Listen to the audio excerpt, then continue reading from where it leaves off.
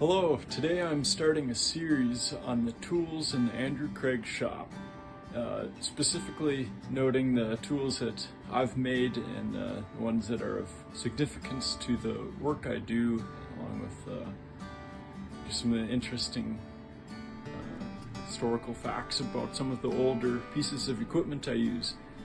So today I'm starting with my table and vise welding setup. Here's a full shot of the table here. It's 3 feet in depth, 4.5 feet wide, and 3.5 feet tall. And the top is a single piece 3/8 inch steel plate.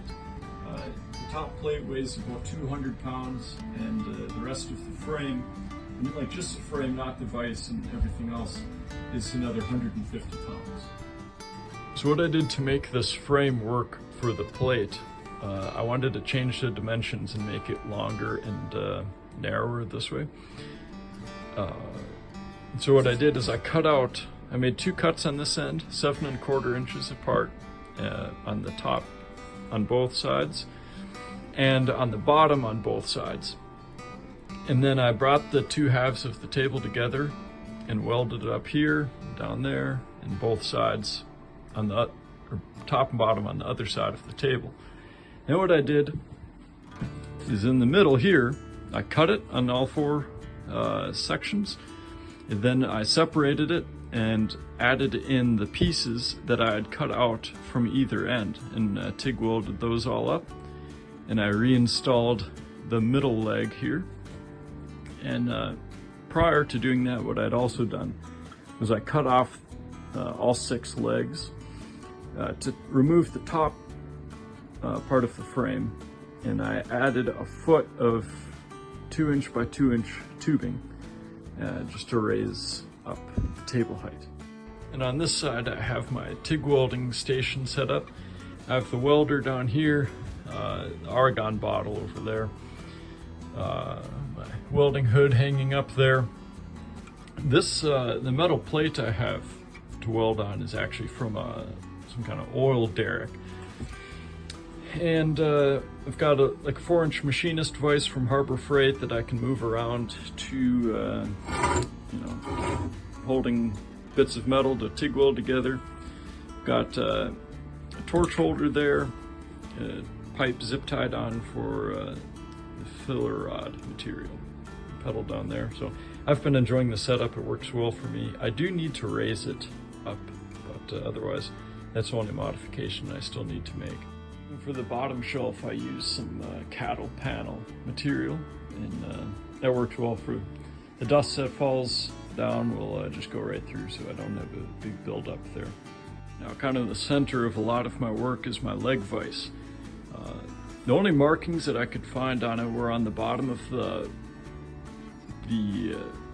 mounting bracket. I believe it said 1902. It was pretty hard to read. I bought it from a guy over in Wisconsin, and it was just he was cleaning out his barn. Bought the vise for $100 from him, and I took it apart as it had been painted with gray paint. So I took it apart and wire brushed it, and just to clean it up and bring it back to that nice old steel brown color. And put it back together, and I have a 3/8 plate over here that's welded in, and I actually put the mounting bracket on upside down. And on the bottom I built up a bracket that's welded to the table, and so I raised it up a couple inches. So it's a non-conventional attaching method, but it works well for me. It would have been too tall had I mounted it traditionally right onto the top plate. But I really enjoy these old kinds of vices. And also with that, I've got a couple copper jaw covers that I use when I don't want to mar what I'm working on. And now over on this end, I've got a bracket set up to hold my angle grinder, cutting wheels, and grinding wheels, along with my Dremel tool right by the outlet. So that's just a bent metal strap.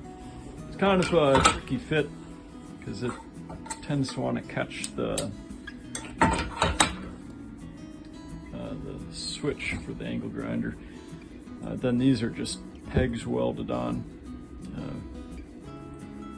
for all the angle grinder wheels, but it's in convenient proximity to the vise. Well, thank you for watching this glimpse into the Andrew Craig shop. Don't miss my upcoming videos on the rest of the tools I use for making my bit spurs and silverwork. And make sure to like and subscribe. See you next time.